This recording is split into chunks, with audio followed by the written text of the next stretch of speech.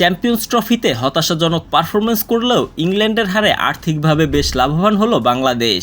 শনিবার ইংল্যান্ড দক্ষিণ আফ্রিকা ম্যাচের আগে সপ্তম স্থানে ছিল নাজমুল হোসেন শান্তরা।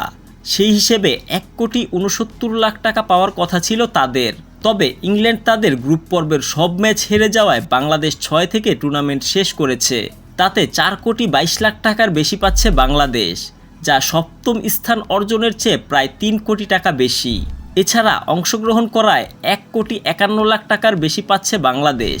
মোট 5,76,78,110 টাকা ঢুকছে তাদের অ্যাকাউন্টে। ইংল্যান্ডকে হারানো সহ আসরে দারুণ লড়াই করা আফগানিস্তান 5 নম্বর দল হিসেবে আরও বেশি অর্থ পুরস্কার পাচ্ছে। বাংলাদেশের সমান 5,73,00,000 ছাড়াও একটি ম্যাচ জেতার জন্য আরও 41,00,000 টাকারও বেশি পাবে।